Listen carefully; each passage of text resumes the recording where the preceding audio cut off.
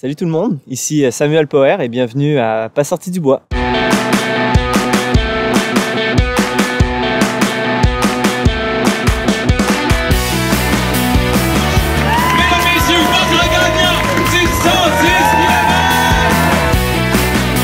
tu commences à te sentir bien en courant un ultramarathon, fais-toi-en pas, ça va passer.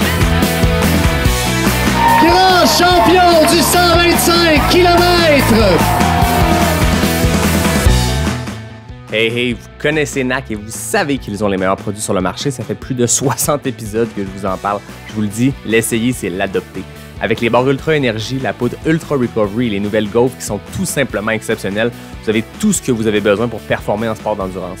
En plus, NAC, c'est une entreprise 100% québécoise qui a les valeurs à bonne place. Écoutez, les produits sont éco-responsables et les emballages sont éco-responsables. Parle-moi de ça, une entreprise où les bottines suivent les babines. T'as le goût d'avoir 15% de rabais? Utilise le code promo pas sorti du bois sur le nacbar.com. PASSORTIDUBOIS. Merci NAC et bon épisode. Ouais, ben, on n'est pas sorti du bois, hein? Bonjour tout le monde, bienvenue à ce nouvel épisode de Pas sorti du bois. Aujourd'hui, je suis accompagné de Samuel Poher. Comment ça va, Samuel? Ça va bien toi? Ça va bien. Écoutez, on est autour du feu. J'ai l'impression que ça va être le dernier autour du feu de 2021. Commence à être frais en tout cas. Commence à être frais. Puis le but, c'est que mes invités soient confortables. Donc, si on fait ça en novembre-décembre, ça se peut que ce soit un petit peu plus difficile. Ah, mais je tiens à dire que je suis très confortable quand même. La bière est excellente. Voilà. Merci, Yannick. Ça fait plaisir. Charles. Toi-même, tu y vas, tu plugues la bière. Qu'est-ce qu'on boit? On boit une tordeuse. Ouais. Tordeuse de la souche. Une excellente bière. C'est une première de plusieurs parce que tu en as amené une coupe de tes voyages de l'été. Fait que, je pense qu'on va bien boire, mais on va surtout bien jaser parce qu'on a beaucoup à dire. Samuel Poher, je trouve ça vraiment important de le dire parce que souvent la façon que je poke mes invités pour les inviter à Pas sorti du bois, c'est soit parce que c'est des amis ou des connaissances, soit quelque chose se passe, une performance dans une course, une histoire X d'un accomplissement. J'écris à la personne, hey, on se connaît pas, j'ai un podcast, que ça te tente de venir, cool, on le fait, on se trouve une date puis on le fait. Dans notre cas, je trouve ça le fun parce qu'on était au lancement du documentaire de Mathieu qui l'a fait sur Maxime Fouquet, sur son 444 km pour ses 44 ans. Je l'avais reçu, Maxime, à ce sujet-là. Puis on était là, puis je pense qu'on jasait juste après dehors avec Dave Clément, pour ne pas le nommer. Puis on jasait dehors, puis on s'est mis à parler tout le mois de FKT, de la culture des fastest known time. Entre autres. Puis à un moment donné, après 15 minutes, je fais hey, tout ce qu'on vient de dire, ça ferait un maudit bon épisode. Fait qu'à la place... Viens donc chez nous autour du feu. On va se faire un épisode puis on va reprendre cette conversation-là. Exact. On a attendu une couple de semaines, mais ça se donne. Mais non, c'était un super événement, honnêtement. Puis, comme on se l'était dit, je reviens un peu là-dessus parce que je trouve que c'est important. Le travail que Mathieu Bélanger-Barrette, là, on va le nommer comme il faut, avec Max Fouquet, ils ont fait sur ce film-là. Il y a deux éléments que je trouve qui sont vraiment bien. Ben, tout d'abord, c'est que ça relate le récit de quelqu'un qui est vraiment engagé auprès de la communauté, ici, localement, depuis longtemps, puis qui gagne à te connaître. Puis au-delà de ça, c'était un récit authentique, ouais. J'aurais tendance à dire. Tu sais, c'est le genre de film ou de choses que tu pourrais lire à la limite, qui te fait vraiment vivre des émotions pures, puis pas juste un « wow, c'était une belle performance ». Non, c'est vraiment un voyage authentique pour une raison qui lui appartenait, puis il nous l'a partagé. Fait que de là, notre sujet de discussion par la suite, c'était super sympa. Ouais, non, pour vrai, ce film-là est vraiment, vraiment bon. Je sais pas si Mathieu l'a sorti, s'il est disponible sur Vimeo ou quelque chose. Je le mettrai dans le descriptif du podcast si je le trouve. Il doit être public, mais c'est à voir. Pour vrai, tu sais, Maxime a une histoire exceptionnelle, puis juste son projet, tu sais, c'est le fun de le suivre là-dedans, à distance pendant qu'il le faisait, puis on voyait un peu de story, mais là, de voir le documentaire, surtout avec toute la GoPro qu'ils ont donné, puis qui a pris des shots. Tu sais, Maxime, c'est un gars réservé, mais qui peut être extrêmement drôle. Je l'ai découvert comme ça. Puis dans le documentaire, on le voit vraiment. Fait que, c'est un très bon film. Un vrai personnage. Ouais. Comme on les aime. Exact. Tu le disais, on a attendu quelques semaines avant de le faire, puis on dirait que c'est quasiment comme si le timing était parfait. La semaine dernière, on a trouvé la date, on se dit, OK, cool, on se parle. Puis là, je vois qu'hier, t'es allé faire un FKT, un Fastest Known Time. C'est comme le timing parfait, parce que là, ça peut pas être plus frais en tête. Il est aussi très frais dans les jambes, on va se le dire comme ça, là. Ouais, c'est ça, on fera pas l'entrevue debout, hein. Non, on est bien assis avec les jambes allongées sur le bord du feu. Voilà. Donc, parle-moi un peu de cet accomplissement-là. Qu'est-ce que tu avais visé comme sentier? En soi, c'était le FKT, donc Fastest Known Time. Je sais pas s'il y a une traduction en français qui a été établi, on pourrait dire le record de vitesse ou le record de segment à la limite. Mais c'était le sentier des Pointes et les Florents, qui est un enchaînement de 2 sentiers back-à-back dans la région de Charlevoix. C'est un sentier qui part au nord de Saint-Urbain, la dernière municipalité avant de tomber dans le parc des Grands Jardins et dans la ZEC-des-Marques, et qui descend jusqu'aux limites de Baie-Saint-Paul. Puis pour remettre un peu en perspective, c'est que j'avais le projet de retransitionner en sentier, je dirais à fin août, plus un peu là, pour remettre ça en perspective, puis que ça me resserve de base d'entraînement en vue de prochains objectifs après mon été. Mais le premier projet, et celui dont on avait parlé précédemment, c'était d'aller dans la ZEC-des-Marques et taguer tous les sommets de la portion sud, proche du lac à l'Écluse, dans une ligne simple. Ceci étant des petits bobos physiques, un accident, plusieurs chevilles, et tout simplement, je te dirais aussi une reprise de l'entraînement qui a été compliquée, là. L'été a été chargé, et d'un point de vue mental, j'ai vraiment eu besoin de recharger les batteries comme il fallait. Fait que tout ça a mené finalement à un petit changement. Je tiens à souligner d'ailleurs le fait que Julien Yamba a fait la ligne en question dans la ZEC-des-Marques. Il l'a pas encore officialisé, fait que c'est une invitation directe. Julien, s'il te plaît, inscris ta ligne, s'il te plaît, c'est trop cool. Let's go, Julien. Mais ouais, tout ça pour dire que le timing a fait en sorte que je me suis ramassé un peu plus tard que prévu dans mon entraînement. Et j'ai découvert le sentier des Pointes et les Florents à la fin de l'été avec un pote. Et j'étais comme, mince, ce sentier-là, il me correspond bien, il est beau, il est proche de Québec, il y avait vraiment une belle opportunité. Puis le fait aussi de le compléter en totalité versus partiellement comme je l'avais réalisé, c'est quelque chose qui me trottait en arrière de l'esprit. Ceci étant, je suis parti en vacances, ça a été, comme je disais, un petit peu plus compliqué. Mais là, ça a donné que la fin de semaine dernière, je me suis dit, ça pourrait être bien de l'essayer. La fin de semaine précédente, j'avais fait une sortie qui m'avait dit, finalement, je suis en pas trop mauvaise forme. Les jambes sont revenues? Ou tout du moins, les jambes étaient semi-présentes. Je suis quand même dans un bon bloc, mais la forme était correcte. Fait que là, j'étais comme, ce serait le fun de voir qu'est-ce que ça vaut, cette transition qui est amorcée tranquillement vers la course en sentier, comment ça se place, reprendre de l'expérience aussi. Parce que officiellement, je me suis inscrit à mon premier ultra. Oh! Fait que quel est-il?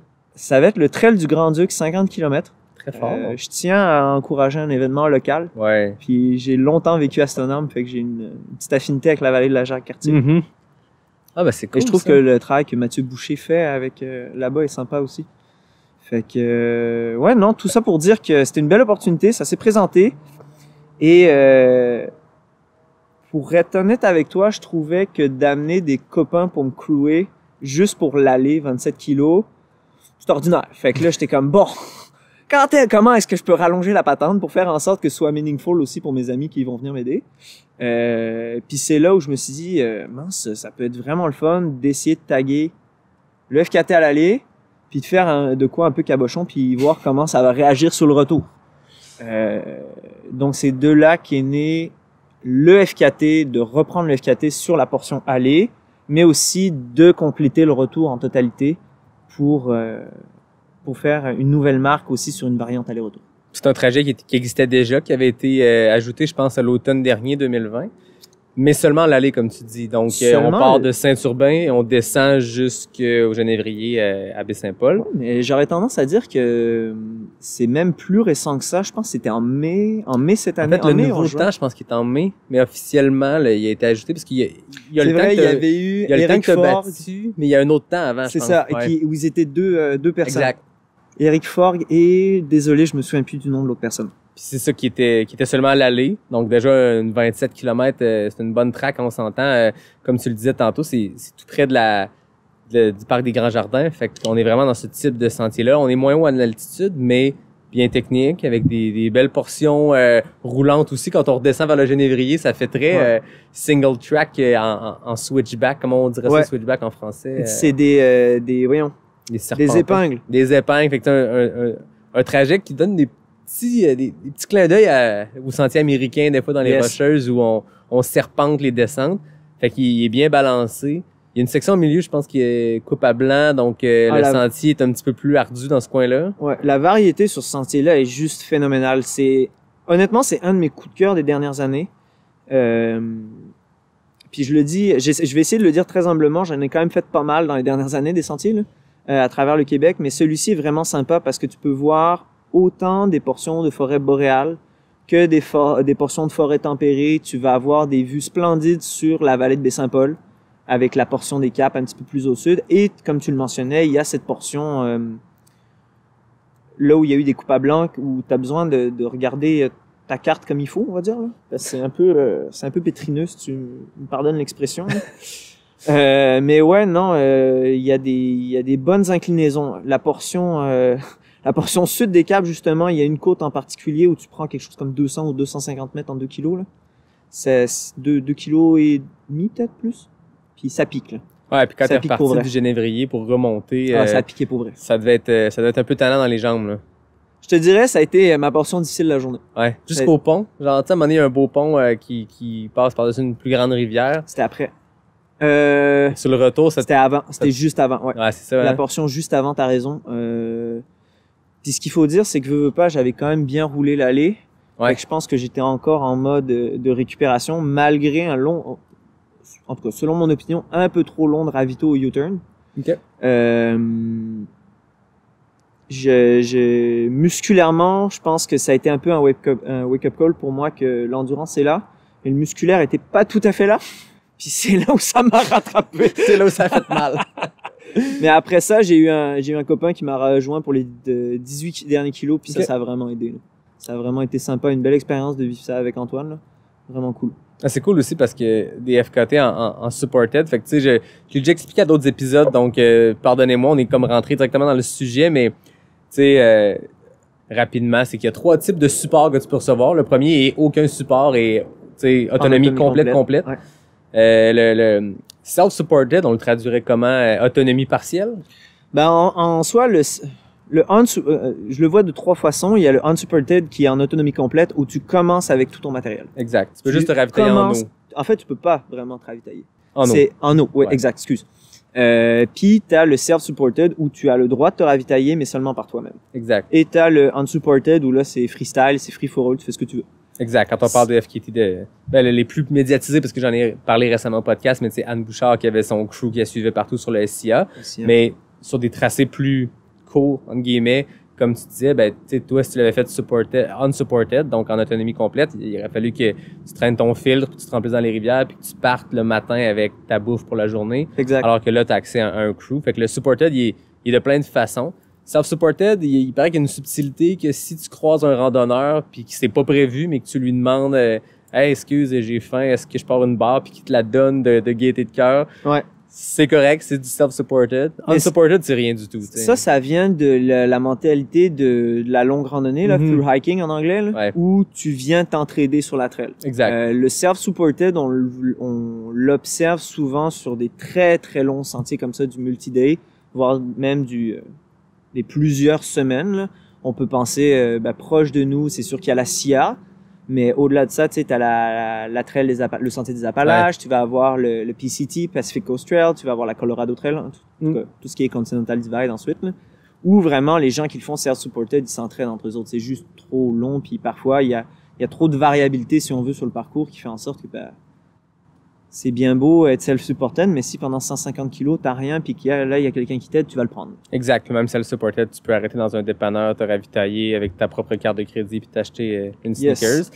Tu sais, en fait, si on veut voir la différence, moi, j'ai reçu Charlotte Levasseur-Paquin aussi, qui a établi le FKT self-supported du SIA. Donc, elle a eu le général, puis quelques jours après, il y a un gars qui est allé chercher qui a raté quelques heures à son record à elle, mais bref, elle a le fastest known time en autonomie partielle sur le SIA. Donc, elle me racontait au podcast qu'elle s'était fait acheminer par la poste à certaines boîtes de ravitaillement, des affaires. Fait que tu peux partir puis te dire, je pars pas avec mon stock pour 12 jours. À la mi-parcours, j'ai accès à un dépanneur. À la mi-parcours, j'ai accès à un comptoir postal où je me suis posté des bas de rechange puis un peu de bouffe.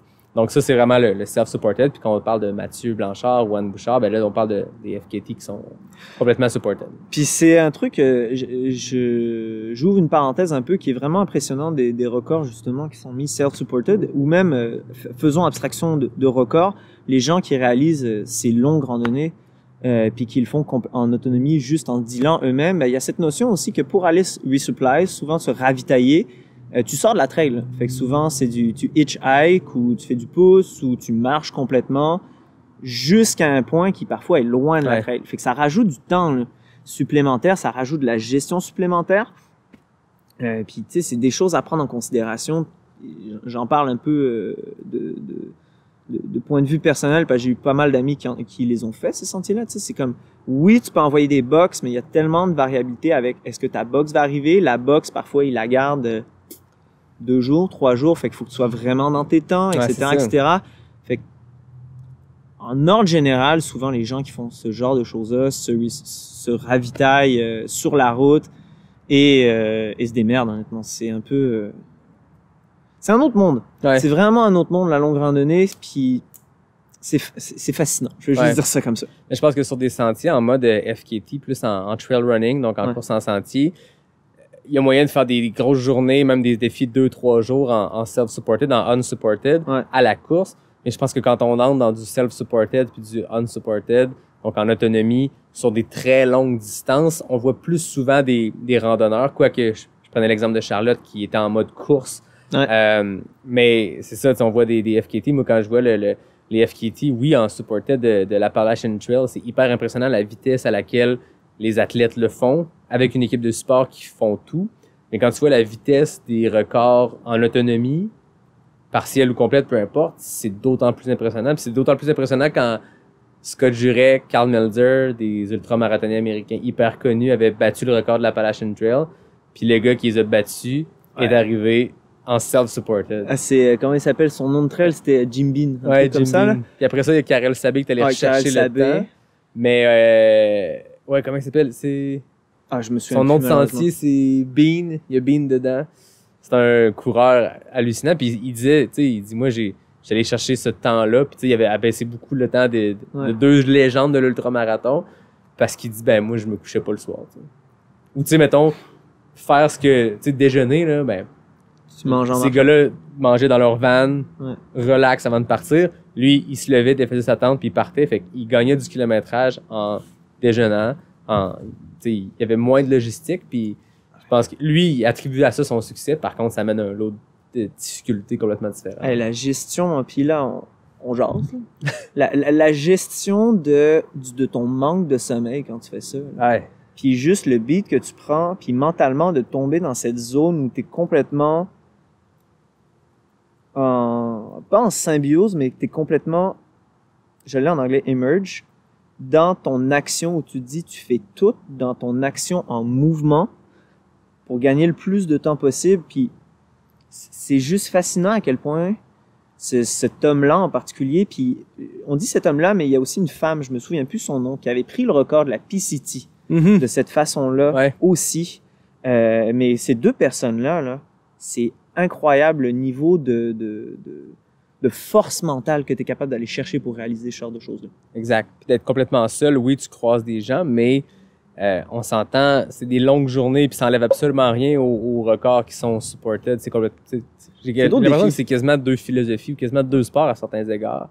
Mais ça demeure que tu as une journée difficile, t'arrives, ton crew est là pour te craquer un peu, tu sais. Je voyais dans le documentaire de Jérôme Binette sur Mathieu Blanchard, je veux dire, il y avait une belle gang de joyeux lurons qui l'attendaient parce que il y avait un crew, tu sais, survolté, des gens extrêmement drôles, tu sais, Marianne, Nicolas, Dan, Marianne, Hogan, tu sais, qui ont rendu probablement ces moments-là, qui ont mis un petit baume en fait sur la douleur que Mathieu devait vivre parce qu'il arrivait puis il y avait du gros fun avec son crew. Là, on parle d'autonomie complète, c'est beaucoup de solitude. Puis quand t'es dans le creux longtemps, je pense. Mais tu peux te poser la question, ces gens-là aussi, c'est peut-être ça qu'ils recherchent. Ouais. Jusqu'à un certain point, peut-être ces creux-là, ces gens-là, ils recherchent ça, puis ils se disent jusqu'à un certain point... tu sais, Rob Krah avait fait une allusion comme ça à un moment donné. C'est pas tout à fait le même genre d'effort, mais il dit il y a rien qui m'amènera dans un creux aussi profond que la dépression. Fait que les creux qui sont causés par ce que l'ultra ou ce que ce genre d'effort-là prolongé peut t'amener, c'est même pas effleurer la douleur qu'il est capable de réellement endurer, ou vivre tout simplement.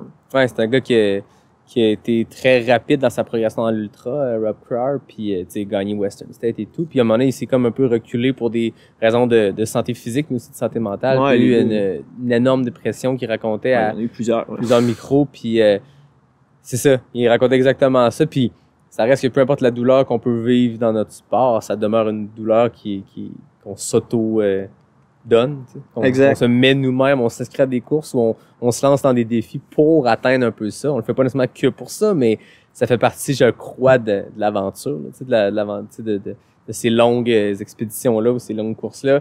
Mais ça peut pas se comparer à une maladie, tu sais. Non.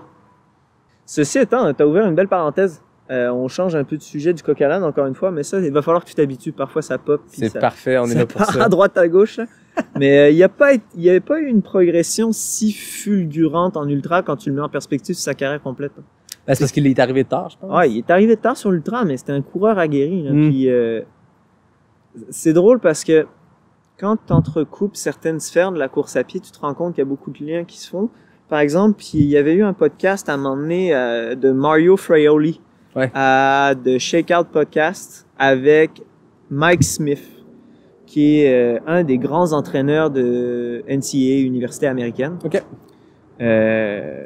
Puis ce gars-là, justement, quand il est arrivé à Flagstaff, la ville de renom où beaucoup de coureurs célèbres et d'athlètes célèbres sont maintenant, c'est en altitude, il dit, tu sais, le gars, il s'entraînait encore son marathon et tout, puis de temps en temps, il allait ailleurs, puis il a entendu, c'est ça qu'il raconte à son podcast, ouais, il y a un mec qui va courir 80 bornes dans les montagnes, tu devrais aller courir avec. Puis ce mec-là, c'était Rob Crowder, tu sais. Puis ce gars-là sortait aussi quand même d'un background plus traditionnel, si on veut, avec route, piste, etc. Fait que, est-ce qu'il a une progression fulgurante? Oui.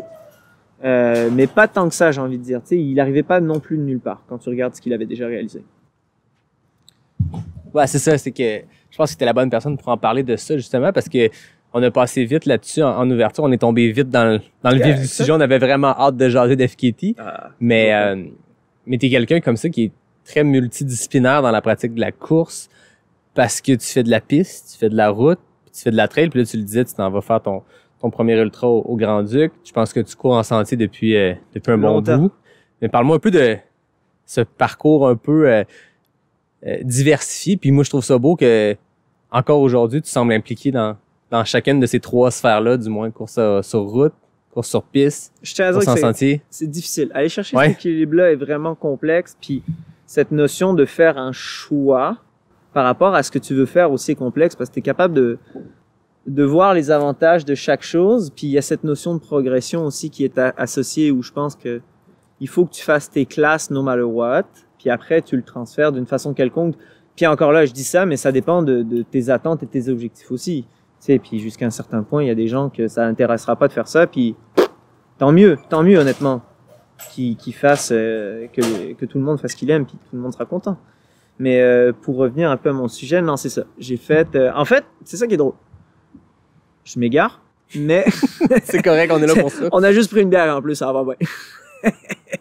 Une bière à deux. Une bière à deux. Ouais, d'ailleurs, on va être dû pour un refill bientôt. By the way. Parfait. Mais j'arrive du milieu de l'escrime. Moi, quand j'étais jeune, j'ai fait 13 à 14 ans, 13 ans d'escrime. Puis je suis monté quand même jusqu'à un certain niveau, jusqu'à faire une écœurantite aiguë, puis juste comme un genre de burn-out, si on veut, du sport de haut niveau. À 18-19 ans, dans ces eaux-là, à peu près. Là. Puis, par contre, j'ai toujours été beaucoup fait de plein air, du ski, j'ai toujours comme fait de la rando, fait du canot, kayak, ce genre de choses-là. Puis je courais un petit peu en side aussi, mais plus d'un point de vue me tenir en forme pour un autre sport. Puis après des années mouvementées à l'université, on va dire ça comme ça, je me suis dit, crime, ce serait le fun que je me reprenne un petit peu en main, ça de même. Puis au-delà de ça, le désir de compétition me manquait. C'est cette notion de performer, de me dépasser.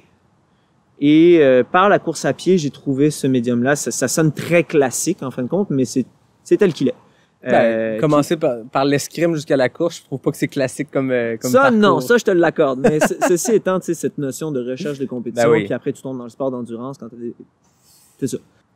Puis par cette passion plein air, j'ai envie de l'appeler, là, de façon très cliché, je suis tombé direct dans la course en sentier et très rapidement dans le milieu en 2014. 2014-2015, j'ai commencé, je me suis impliqué avec le club de trail du coureur nordique à l'époque. J'ai rencontré beaucoup de monde, etc., etc. Puis jusqu'à un certain point, je me suis dit, crime, j'ai du fun, j'aimerais se progresser. Puis de fil en aiguille, la compétition a repris et je voulais continuer de pousser. Et 2016 a été vraiment une année charnière, j'aurais tendance à dire. J'avais à ce moment-là 22 ans. Puis c'est là où je me suis dit, crime, j'ai peut-être pas un avenir, mais j'ai une prédisposition, puis ce serait le fun de voir jusqu'où je suis capable de l'amener, puis vraiment pousser la limite, voir aller où. Mm-hmm. Puis c'est là où j'ai vraiment commencé à m'entraîner plus sérieusement, j'aurais tendance à dire. Et lors d'un voyage dans l'Ouest, j'ai fait une session dans l'Ouest, dans le cadre de mon bac.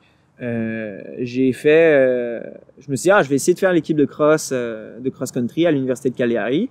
Finalement, ça a vraiment bien été, ça s'est super bien passé. J'ai fait des résultats au-dessus de mes attentes. Puis de fil en aiguille, en revenant au Québec, j'ai intégré le Rouge et Or à l'Université Laval. Puis c'est de là que cette progression du trail, c'est petit à petit fait en cross-country et sur la route. Puis en arrivant ici à Laval, c'est, comment je dirais, une powerhouse en anglais, du cross, mais aussi de la course d'endurance point à l'Université Laval. Puis j'ai fait de la piste, mais j'ai toujours eu en arrière de ma tête ce désir de retourner. Dans les sentiers, c'est vraiment là où je trouve mon bonheur, c'est cette notion d'aventure, de sortir dans le bois et de te dire, OK, aujourd'hui, ce que je fais, c'est partir jouer dans les montagnes. Puis tant mieux si je le fais un peu plus vite, tant pis si je le fais un peu moins vite. Puis ultimement, je pense que c'est là, c'est vraiment ce qui différencie, je pense, cette notion course sur route, course sentier, c'est au-delà des temps, au-delà de la vitesse vidée, au-delà du niveau de n'importe qui le pratique, c'est le fait qu'il y en a un que tu vas vraiment chercher comme un gain, si on veut, qui soit psychologique ou physiologique par rapport à ton bien-être, que tu vas aussi aller trouver dans l'autre, la course en sentier. Mais il y en a un qui t'amène vraiment une dimension plus multidisciplinaire, j'aurais tendance à dire, avec l'aventure, le bagage de montagne que tu peux croiser ensuite, tu sais, en ski, que tu peux croiser en escalade, que tu peux croiser, on parlait de la longue randonnée, tu peux tellement venir varier, même avec le vélo. J'ai écouté ton podcast avec Joe Grant, puis lorsqu'il parle de son tour à 49ers, c'est un truc qui est vraiment sympa, puis tu peux rejoindre, tu peux faire de la promotion sur des valeurs, en tout cas, fait qu'il y a différentes façons de le voir. Est-ce que tu as besoin au quotidien de cette... tu dis que c'est difficile d'avoir un équilibre à travers ces trois disciplines-là, mais est-ce que tu en as besoin? As-tu besoin d'aller faire ces séances d'intensité sur piste dans ton quotidien? As-tu besoin d'aller courir sur route dans ton quotidien? Oui. Puis je vais le dire simplement, juste d'un point de vue philosophie d'entraînement, je suis persuadé que tu as besoin de faire des séances de qualité plus spécifiques pour avoir la caisse et que le défi est de le transférer par la suite en sentier. Tu sais, je le cache pas, je suis quelqu'un qui est extrêmement compétitif et que j'ai un désir au-delà de la compétition avec les autres, mais de voir jusqu'où je suis capable de me rendre avec moi-même, aller où ma limite. Puis la façon d'y arriver, c'est de cette façon-là. Fait, est-ce que c'est nécessaire pour la pratique de tous et chacun? Non. Est-ce que moi, dans ma pratique, pour mon équilibre? Absolument. Ouais, puis c'est le fun d'aller vite. Tu sais, moi, je fais encore mes séances d'intervalle sur route. Ça va, même mes séances d'intervalle en côte, quand je vais avoir de quoi d'un petit peu plus structuré, c'est le fun sur route. Tu sais, j'adore le sentier, puis j'ai fait beaucoup de routes, fait qu'à un moment donné, j'ai comme un peu perdu de vue mais tu sais, j'ai toujours habité dans des coins urbains. C'est la première fois depuis 3 mois que j'habite ici que, comme je te disais tantôt, avec le petit bois. J'ai 1 kilomètre d'asphalte à faire pour tomber dans un sentier. Mais j'ai toujours vécu dans des milieux urbains, fait que j'ai toujours continué dans ma pratique de la course de trail, de faire de la route, puis il y a de quoi de le fun dans le fait de pousser vite sur piste ou sur asphalte. Moi, j'y retrouve encore un plaisir. C'est différent, puis je peux comprendre les gens qui détestent ça, honnêtement. Parce que jusqu'à un certain point, tu sais, il y a cette notion de monotonie et ça, mais on l'a abordé, là, mais on se lancera pas plus en détail dans ce sujet-là tant qu'à moi, parce que c'est quelque chose qui a tellement été répété. Ce qui est important de dire par rapport à tout ça, c'est d'aller chercher l'équilibre qui nous permet de s'épanouir. Puis pour moi, cette façon d'avoir cet équilibre-là, c'est de pousser. Ouais. Puis c'est pour ça que malgré le fait qu'on parle d'aventure, ben on parle aussi de FKT on the side, tu sais. Oui. Et on se le cachera pas, tu fais pas un FKT quand tu dis ben encore là c'est drôle parce que je réfléchis un peu à voix haute en même temps. Puis tu te dis OK, je fais un FKT mais ça n'empêche pas aussi de regarder les FKT Ben oui. puis de découvrir d'avoir une inspiration sur quel sentier faire, quel genre d'aventure faire, de quelle façon les gens puis potentiellement qui vont vite le font. Et c'est là aussi qui est sympa, tu sais, on recroise avec le monde sentier puis de l'aventure de dire merde, même en étant peut-être un peu moins vite tout simplement, il y a des façons que je peux vraiment pas apprendre, ça c'est arrogant, j'aurais tendance à dire. Et comment je pourrais l'exprimer de façon adéquate, de planifier, si on veut, des aventures en se basant sur ce qui a été fait. Puis c'est ça qui est sympa, on revient sur le sujet des FKT, de dire que OK, ton FKT en fait c'est une base de référence qui est un peu symbolique jusqu'à un certain point, tu sais, c'est abstrait, c'est de se dire de ce panneau-là à ce panneau-là, il y a potentiellement un segment mythique ou symbolique dans lequel des gens vont courir. OK, fine, jusqu'à un certain point, quelqu'un voit ça de l'extérieur puis dit c'est crissement hypocrite. Désolé, pardon pour le sac. Mais t'es comme c'est ça qui est ça, puis il y a du monde qui enjoy. Mais au-delà de ça, c'est que tu peux dire c'est une inspiration pour wow, il y a un sentier à cet endroit-là, ça va nous permettre de découvrir une région, de découvrir les gens autour de cette région-là. J'ai jamais passé autant de temps dans Charlevoix que dans la dernière année parce que justement, j'ai découvert des sentiers là-bas par différents biais. Puis par la même occasion, tu sais, on a découvert avec ma copine des commerces. On a découvert les gens qui opéraient ces commerces-là. Tu sais, on a découvert aussi des gens qui avaient les mêmes passions que nous. Puis il y a tellement de façons de se rejoindre sur divers sujets autres que purement un split en 2 kilomètres. Là.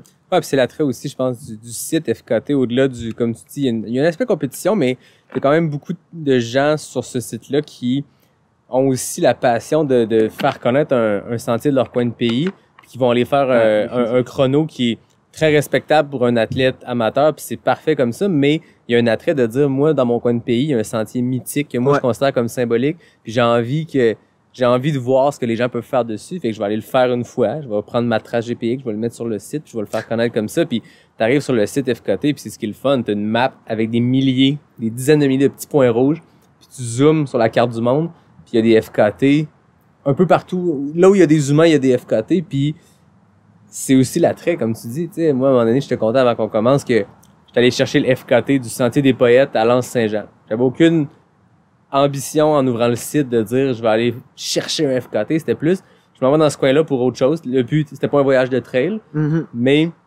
je me suis dit, avant d'aller voir sur All Trails, qui est une très bonne ressource, mais il y a beaucoup de choses sur All Trails, puis c'est facile de tomber sur un sentier qui a pas été emprunté depuis 10 ans ou qui est sur un terrain privé, tu sais. Alors que sur FKT, normalement, c'est un sentier qui devrait pas être sur des sentiers privés. C'est un sentier qui devrait être accessible d'une quelconque façon, balisé peut-être ou pas. Fait que j'ai ouvert le site, j'ai zoomé, j'ai fait, OK, il y a ce truc-là, puis le chrono, je pense que moi, ça peut me challenger moi qui est pas un coureur rapide, moi qui est sur un tronçon de 21 km, c'est pas là qui est ma force, mais il y a de quoi de le fun qui fait que j'ai un entraînement de très grande qualité ce journée-là parce que j'ai poussé pour aller chercher un chrono clair. X, mais au final, l'objectif, d'aller chercher ce FKT-là était l'objectif 7 dans ma liste, puis avant ça, c'était de découvrir un coin de pays. Je vois que c'est là, je vais l'essayer, j'ai du fun, l'objectif est rempli, puis je pense qu'il y a cette notion-là aussi, tu sais, si vous écoutez, vous avez aucune ambition d'aller chercher un FKT, allez sur le site, regardez les sentiers qui sont là, puis ça va vous donner des maudites bonnes idées. Là. Puis essayez de voir ceux qui sont les plus isolés, parce que parfois ils sont là les joyaux. Plus c'est compliqué de se rendre d'habitude, et plus c'est amusant. Exactement. Puis c'est ça. Il y a cet attrait-là qui est vraiment le fun de faire connaître. Puis tu sais, il y a une notion, tu l'as dit tantôt, le mot symbolique, le mot mythique. Ouais. Il y a une notion un peu dans les FKT quand tu regardes les prérequis pour ajouter un sentier, parce que sur le site, tu peux soumettre une performance, mais tu peux aussi soumettre un sentier. Ouais. Moi, je l'avais fait pour Québec quand je m'étais rendu compte que le sentier de la rivière Saint-Charles, qui était historiquement la rivière Saint-Charles, c'est une autoroute. J'en parlais avec Olivier Hubert-Benoît que j'avais reçu au podcast. C'est un tronçon mythique. C'était une autoroute à l'époque où les gens pouvaient monter puis se rendre jusqu'au lac Saint-Jean par cette voie-là. Bref, à Québec, il est très bien aménagé. Je me suis rendu compte, merde, notre rivière Saint-Charles est pas là, puis c'est un sentier qui est bien connu ici, sentier linéaire, bien investi. C'est mythique parce que la preuve est, en tout cas, c'est symbolique de la parce région, que point. en 2 mois, il y avait 5 ou 6 personnes qui étaient allées chercher des nouveaux chronos. Ça l'a suscité quelque chose, mais c'était ça l'attrait, c'est de me dire, moi, dans ma ville, j'ai bien beau être un fan de trail hyper technique et sauvage et loin. Ce tronçon-là est mythique pour la ville de Québec. Il coupe la ville en 2. Ouais, et puis au-delà de ça, l'histoire en arrière du sentier de la rivière Saint-Charles est super sympa parce que c'est un sentier qui cadrait dans les projets de revitalisation des berges de la Saint-Charles. Exact. Puis je sais pas si vous en aviez discuté, désolé, j'ai pas écouté ce podcast-là avec ton ancien invité, mais c'est vraiment fascinant le travail qui a été fait puis l'historique en arrière de ça. Là, je veux dire, c'est un canal en béton Ouais. où les industries dompaient leurs déchets. Puis il y a eu tout un processus de revitalisation dans les dernières années avec une mise en valeur de ces berges-là. D'ailleurs, un processus qui a aussi été amorcé dans le coin de la rivière Beauport, puis ils le font maintenant au proche de la rivière Cap-Rouge, qui est vraiment une façon de redonner un attrait naturel aux citoyens des quartiers de la ville. Puis, Exact. je dois t'avouer que j'ai un certain biais à parler de ce genre de choses-là, mais d'un point de vue urbaniste, je trouve ça intéressant. Ben oui, puis comme tu dis, ils l'ont fait pour la rivière Saint-Charles, qui est un tronçon de 32 km, puis souvent, beaucoup de gens l'empruntent pour aller s'entraîner à la hauteur de Saint-Roch, Saint-Sauveur, Limoilou. Ouais. Mais si on monte, il y a une belle diversité de sentiers aussi. Ça demeure très roulant, on s'entend. Les ponts de bois. C'est un sentier linéaire, mais il y a des ponts de bois, mais il y a des sections en single track, large, mais quand même, avec une belle diversité. Mais c'est ça, comme tu le dis, à Québec, en ce moment, on a le parc linéaire de la rivière Beauport maintenant. La rivière, juste à côté ici, la rivière des Roches, pas loin de chez moi, qui ont aménagé exactement comme ça, un truc... Fait que, c'est un beau projet d'urbanisme, mais ça part d'un truc qui est mythique, tu sais. Puis quand j'en parlais avec Olivier, c'est que lui avait fait une tentative d'une traversée qui est le sentier des Jésuites, qui est un sentier de 200 km qui termine au lac Saint-Jean. Okay. Mais que le premier 32 km de ce sentier-là est la rivière Saint-Charles. Puis ensuite, ça continue, ça passe dans le parc La Jacques-Cartier. Puis Olivier, moi, je trouve que c'est quelqu'un qui a un attrait très historique dans ses projets. Mm-hmm. Il avait établi un FKT aussi qui connectait la gare du Palais à la gare de Rivière-à-Pierre à Québec. Donc, il y a toujours un attrait historique dans sa démarche. Puis moi, ça m'avait beaucoup parlé. Puis c'est suite à cet épisode-là que j'avais fait, je vais aller voir sur le site si la rivière Saint-Charles est là. Et là? Cette grande parenthèse-là, notre hommage à la rivière Saint-Charles, pour dire qu'il y a, dans les critères, il y a l'aspect de symbolisme. Il faut que le sentier veuille dire quelque chose. Je peux pas dire, moi, on est devant chez nous en ce moment, je peux pas dire, il y a un bois derrière chez moi, entre la maison rouge et la maison verte, il y a un FKT, puis je vais aller le chercher. Tu sais. Il y a divers critères quand tu regardes. Il y a certaines règles et standards, barèmes qui sont supposés être établis par rapport au fait de créer des routes. Il y a cette notion de reproductibilité. J'espère que je l'ai dit correctement. Puis il y a cette notion, donc, comme je viens de le mentionner, mais il y a aussi la notion d'esthétisme. Merci beaucoup. Alors, parenthèse, ce qu'on va boire, c'est Corne de Brume, exact. C'est une Scotch Ale à 9% qui vient de la brasserie À l'abri de la tempête aux îles de la Madeleine. Donc, on dit bonjour aux gens des îles de la Madeleine. Au Madelino. T'es allé dans ce coin dans tes vacances? Oui, c'est magnifique. Je le recommande à tous. C'est exceptionnel. Donc, cette pause pendant que Samuel verse les bières n'est pas présentée par le tourisme des îles de la Madeleine, mais on salue quand même les gens des îles de la Madeleine. Et voilà. Merci. D'habitude, c'est moi qui reçois mes invités avec les bières de mes partenaires, mais là, c'est Samuel qui travaille avec sa bière ici, donc ouais, ben à ce moment-là, c'est moi qui vais me mettre à poser les questions. OK, on switch complètement l'entrevue. Exact. Si tu avais à choisir 3 ou 4 sentiers, justement, ou FKT, ou peu importe, tronçons qui, selon toi, valent la peine d'être partagés ici au podcast au Québec. Existant ou pas? Parce que non. Non, existant ou pas. On va mettre le champ large. Parce qu'on s'entend qu'il y en a des très beaux qui sont là sur le site, il y en a qui le sont pas. Puis on va débattre après s'ils devraient être inscrits. Parfait. Je te dirais que je l'ai vu qui a été inscrit, mais personne ne l'a encore établi, qui est le long tronçon Trans-Charlevoix qui connecte le sentier, la traversée de Charlevoix, qui est un 100 quelques kilomètres que tu avais fait, était sur le crew de Simon-Pierre. Simon-Pierre Leblanc, ouais. Mais la Trans-Charlevoix qui a été ajoutée au site, c'est cette traversée-là, plus le sentier des Caps, plus la Mistachibo. Donc, c'est connecté mes 2 événements trail préférés. Non, je peux pas dire ça, je peux pas avoir de favoris, mais tu connectes l'entièreté de l'UTHC 125 et une partie du QMT. Si René Morissette et Mathieu Fortin nous écoutent, pourriez-vous confirmer que vous avez jamais fait ce PPD, s'il vous plaît? PPD, c'est une abréviation pour plan pas d'allure. On salue René et Mathieu, parce que ça a été, je sais pas si tu l'as vu sur le site, il est là, le tronçon de Tranche-Charlemagne. Ouais, je l'ai vu, mais il n'y n'y a pas de temps d'inscrit. J'ai fait cette portion-là en entièreté, pas d'une fois, on s'entend, dans le cadre de l'Ultra Trail Arikana, dans le cadre de mon entraînement personnel et dans le cadre du Québec Méga Trail. Mais ce tronçon-là est complètement fou. Donc, je commence gros avec quelque chose de 200 km, mais ce serait mon premier qui me vient en tête. Ben, Toi? esthétiquement, ça fait du sens, honnêtement, là. Je veux dire, tu relis d'un pôle, si on veut, jusqu'à la limite étant la rivière Saguenay. Ouais. Fait que ta barrière, elle est là. C'est juste d'un point de vue, d'un point de vue Rivière Saguenay géophysique, à la c'est comme rivière Jean-Larose. quelque chose dans ce style-là. Fait que super intéressant de ce côté-là. Toi? Pendant que je passe à mon deuxième, toi? J'ai un faible pour la traversée de Charlevoix, honnêtement, puis cette région-là. Je pense que c'est un sentier qui a un historique avec la fondation de la traversée de Charlevoix, avec le travail que Dore Fortin avait réalisé dans les dernières années, en fait, pour bâtir le récréo touristique, en fait, dans cette région-là, puis vraiment développer, démocratiser un petit peu plus la randonnée dans cette région. Il y a quelque chose de beau dans la traversée de Charlevoix, puis encore une fois, il y a cette notion de reproductibilité, ça va être le mot difficile à dire de la soirée, où ça fait du sens. Ouais. Tu sais, c'est autant une étape de randonnée que ça peut être un défi personnel, que ça peut être un défi de fast-pack en 2 ou 3 jours. Et ça relie, tu sais, ça fait juste du sens. Et d'un point de vue esthétique, c'est beau. Ça part de la ZEC des Martres, ça coupe par les montagnes de la ZEC des Martres, ça va jusque dans les Hautes-Gorges, ça prend par la ZEC du Lac-aux-Sables, puis ça finit à plus ou moins à la Malbaie.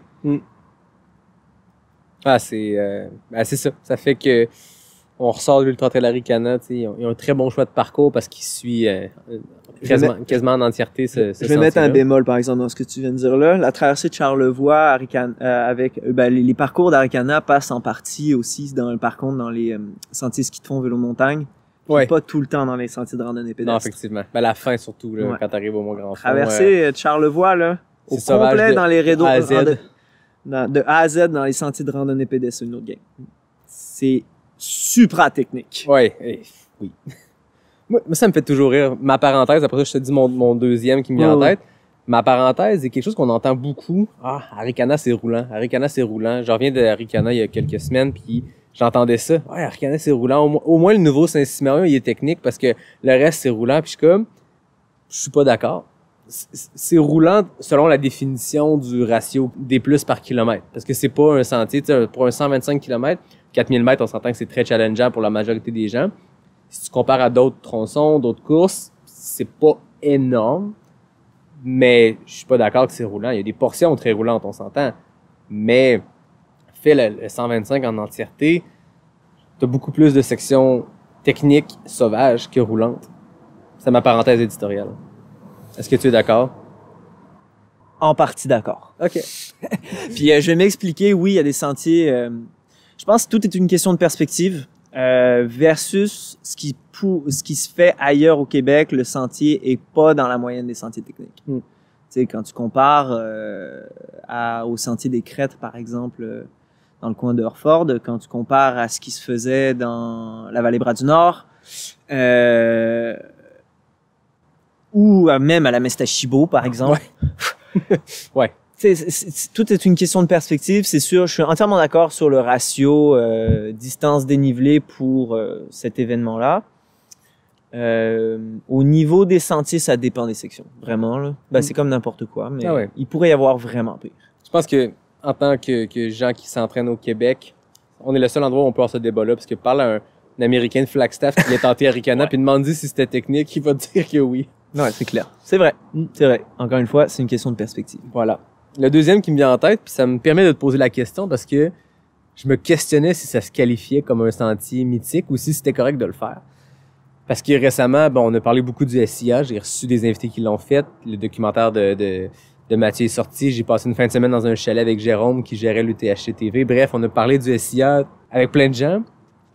Est-ce qu'on pourrait mettre le sentier, la réserve phonique de Matane comme FKT. Cette traversée-là, parce que ça semble un mur impénétrable, ou en tout cas, c'est un sentier extrêmement challengeant pour ceux qui font le SIA. Mais je serais curieux de voir les chronos potentiels juste sur ce tronçon-là. D'arriver dans la réserve phonique de Matane avec des jambes fraîches, plutôt que d'arriver avec des jambes qui ont plusieurs kilomètres du SIA. Est-ce que de prendre une track de 650 km qui est le SIA, mais à l'intérieur de ce sentier-là, prendre une portion X de la réserve phonique de Matane pour en faire un tracé, ou à tes yeux, selon les règles FKT, selon la philosophie, peu importe, ça se qualifie pas? Je vais donner mon opinion. Les gens et toi avaient le droit de pas être d'accord, mais je pense que oui. Honnêtement, je pense que oui, parce qu'il y a une certaine logique de se dire, je traverse la réserve phonique de Matane, point to point. Exact. Puis tant mieux, c'est sur les SIA. Puis ça, tu peux l'observer sur les longues trails américaines. Mais la AT, il me semble que tu as les portions de chaque État. C'est ça, Fait par que exemple. t'as la FKT du, peu importe, du New Hampshire, C'est ça. de la AT. Par contre, je mettrais un bémol là-dessus, c'est de se dire, est-ce que le but de l'exercice, c'est d'avoir un sentier intéressant ou c'est juste de créer un segment pour avoir un split sur autre chose? Mhm. Tu sais, puis ça, je lance la question, j'ai pas la réponse honnêtement. Je trouve ça intéressant, puis il y a plusieurs personnes qui l'ont mis, mais plus sur le parc de la Gaspésie. Ouais. J'aurais tendance à dire que oui, mais encore là, faut-il bien le justifier? Exact. Un peu comme le même été que Mathieu a fait le SIA, il y avait Elliot Cardin qui avait tenté une traversée des Chic-Chocs. Exact. Clairement, c'était pas un objectif de je vais faire qu'une portion du SIA, c'est que c'est une traversée mythique en soi elle-même. Tu traverses les Chic-Chocs, un tronçon de 160 km. Qui comporte ses défis à part entière, etc., etc. Je pense que rendu là, c'est tellement deux choses différentes. Exact. C'est pas prendre, par exemple, la traversée de Charlevoix qui est un point A, un point Z, puis dire, moi, je pars, puis je le fais seulement du split jusqu'à... Tu sais, ça serait pas justifiable, mais comme tu dis, là, le SIA traverse en entièreté des parcs nationaux, des réserves phoniques, des EC, donc de dire l'attrait et de traverser la réserve phonique de Matane pourrait se qualifier. Puis je pense que le style d'effort est vraiment différent aussi. Ouais. Ultimement, tu prendrais, par exemple, là, tu nommais la traversée de Charlevoix, tu dis, bon, la traversée de Charlevoix, imaginons qu'on la découpe. Qu'est-ce que ça va nous donner? Ça va nous donner des tronçons de 30 kilos sur la traversée de Charlevoix, mais le style d'effort est somme toute relativement similaire à faire l'entièreté. Puis tu peux te poser la question, qu'est-ce que ça me dit? Ou, en tout cas, potentiellement, je suis biaisé, puis quelqu'un d'autre trouverait qu'il y a une symbolique associée à ça, mais de se dire, est-ce que c'est intéressant de faire le tronçon accueil de la ZEC des Martres ou Haute-Gorge, par exemple? Rendu là, tu sais, t'es rendu à la moitié, est-ce que tu le fais en totalité? Mais quelqu'un pourrait se dire, ah non, c'est intéressant d'un point de vue esthétique, peut-être. Bon, là-dessus, je serais en opposition, honnêtement. À moins qu'historiquement, on se rende compte, après des recherches, qu'il y a un tronçon X, Y, Z qui est emprunté par exemple, les coureurs des bois de l'époque, C'est ça. entre les Hautes-Gorges et là, pour X raisons. Mais là, ça devient intéressant parce que l'attrait, on s'entend en FKT, pas besoin d'avoir un aspect historique, mais parfois l'aspect symbolique, l'aspect mythique dont on parlait, vient de l'histoire. C'est quand un tronçon est emprunté par des coureurs des bois, ouais. par exemple, Par puis exemple. on a une trace de ça, c'est intéressant. Mais tu pourrais regarder, là on extrapole, tous les sentiers qu'il y avait, pas les sentiers, pardon, mais tous les tronçons de drave le long des rivières, justement, dans la Mauricie. Tu pourrais imaginer quelque chose qui reprend, par exemple, un sentier de drave. Imaginez un sentier qui partirait genre de Latuc, qui descendrait à Shawi ou à Trois-Rivières ou peu importe, tu sais. Ce serait, tu regardes l'attrait historique en arrière de ça, et je trouve, t'as un bon point, c'est vraiment intéressant aussi. T'as l'impression que, tu le fais pour les raisons que tu veux, mais il y a de quoi de le fun de passer sur quelque chose qui est historique. Je veux dire, j'ai pas parcouru la rivière Saint-Charles en me disant tout le long, waouh, je suis sur l'autoroute du commerce de des années 1600. Mais il y a quelque chose, il y a un attrait le fun. La recherche qui vient avec ça, puis là, on s'entend, la rivière Saint-Charles n'a pas besoin de faire de la recherche pour trouver où le tronçon. Il y a du balisage, mais des fois qu'on voit des tronçons, ce que Olivier me racontait, lui, son sentier des Jésuites, qui était un sentier que tu fais d'hiver en ski de randonnée, il y avait de la recherche historique à faire pour savoir vers où passer, puis il y a de quoi de vraiment de le fun là-dedans. Puis tu touches à un aspect de planification qui est sympa aussi. Imaginons que tu fasses un projet plus axé sommet. imaginons toute cette notion d'optimiser ta ligne pour faire en sorte que en anglais c'est peak bagging, que tu vas compléter les divers sommets, par exemple sur une ligne X, mais cette notion de planification et de recherche pour savoir où ta ligne passe afin qu'elle soit la plus courte ou la plus efficace ou la plus esthétique. Je reviens souvent à cette notion d'esthétisme parce qu'elle est, tant qu'à moi, très importante en course en sentier, de te dire, il faut que je réalise quelque chose qui fait du sens et qui a une logique associée à une boucle, par exemple, un aller-retour ou une traversée d'une région géographique quelconque. Ouais. C'est beaucoup associé à la carte, à la notion de cartographie. Et souvent, je trouve que c'est même une des meilleures façons de découvrir. C'est t'ouvres une carte, tu regardes la topographie sur le territoire et là, tu viens à planifier, potentiellement qu'il y a quelque chose à cet endroit-là, à cet endroit-là, à cet endroit-là. Puis c'est ça qui peut donner aussi un sens à un sentier versus un autre. Tu sais, tu parlais de la réserve de Matane. La réserve de Matane, tu sur une carte, tu regardes la topographie d'un point A à un point B. Je suis pas mal convaincu que c'est un up puis un down puis tu finis, c'est du point to point. Donc c'est intéressant. Ah, exact. Tu parlais du peak bagging parce que c'est un truc qui est vraiment intéressant je crois pas qu'il y en ait au Québec en ce moment sur le site FKT, mais c'est quelque chose qu'il y a beaucoup au Colorado, beaucoup aux États-Unis. Le plus connu, c'est peut-être le Nolan's 14, qui est 14 sommets au Colorado. Puis ce qui est le fun de ce FKT-là qui a été très populaire dans la pandémie, Sabrina Stanley elle a effectué 2 fois en 2 mois pour aller rechercher le FKT qu'elle avait établi. Au final, c'est de faire 14 sommets, mais il n'y a pas de segment précis parce que justement, ça fait partie du défi sportif, du défi logistique, du défi cartographique qui est de voir c'est quoi la route la plus efficace pour le faire quand l'attrait c'est la vitesse, mais tu regardes les FKT du Nolan's 14, puis il y a des gens que ça leur prend 190 km puis d'autres 160. Le 160 par contre est peut-être dans des zones beaucoup plus sauvages et abruptes, mais ça demeure qu'il y a un attrait très fun là-dedans dans le fait de t'as 14 sommets à passer. Faut que t'as ton segment GPX au final, si tu veux être homologué, que t'aies été au sommet de 14. Mais après ça, tu le lis dans l'ordre que tu veux, selon toi, ta recherche, où ton crew sera. C'est intéressant quand même. Je réinvite Julien Yamba à officialiser enfin sa ligne dans la ZEC des Martres parce que ce serait, de ma connaissance, le premier FKT de ce style-là en mode peak bagging.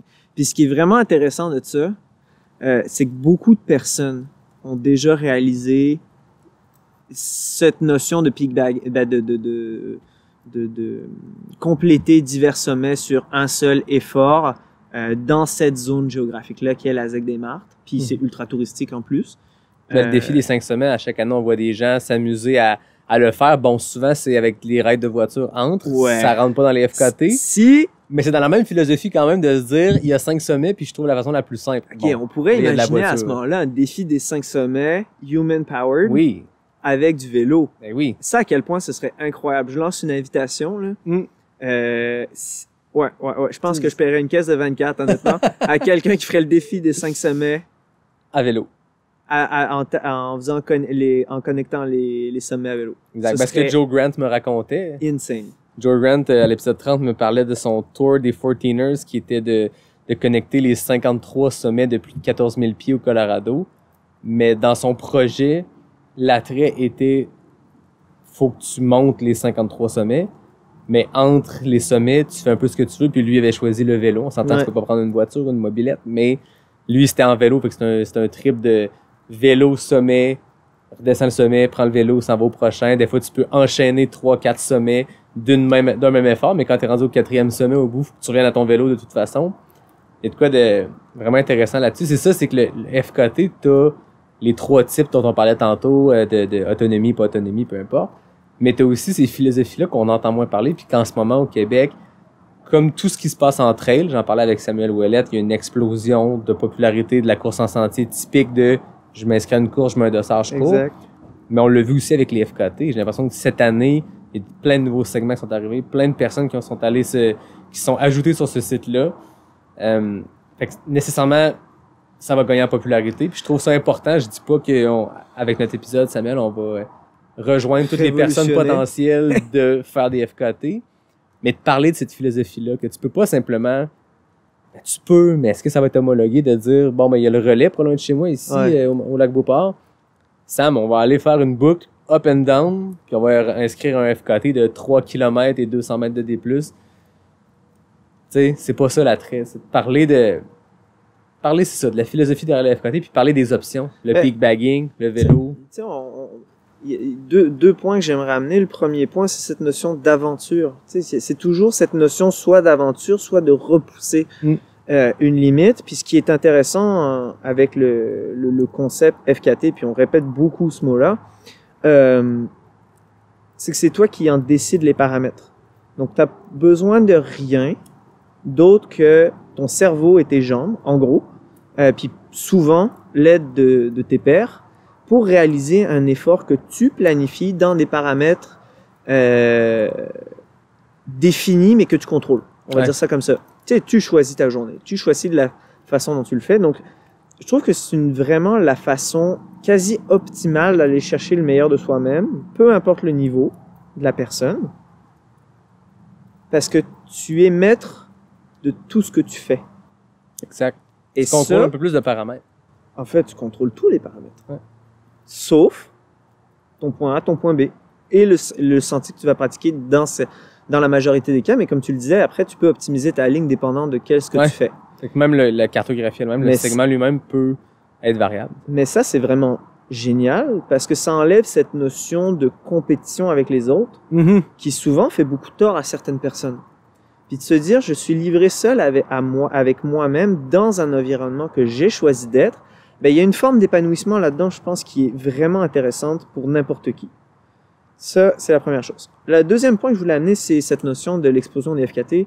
Ben, c'est sûr qu'il y a un point de vue circonstanciel où tu te rends compte que ben, dans les dernières années, le nombre d'opportunités pour avoir des courses organisées ben, a été plutôt limité.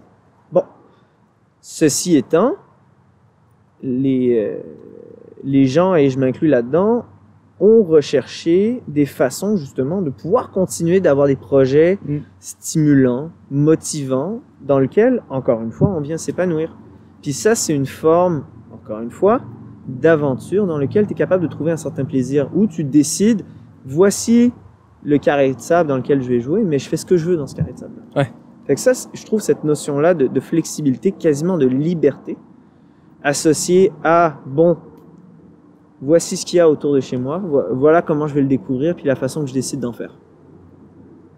Ouais, super intéressant. Puis comme tu dis, on l'a vu vraiment avec la pandémie à l'échelle internationale. Tu sais, les FKT, les gens ceux qui voulaient y retirer la compétition, ben ils ont trouvé leur compte.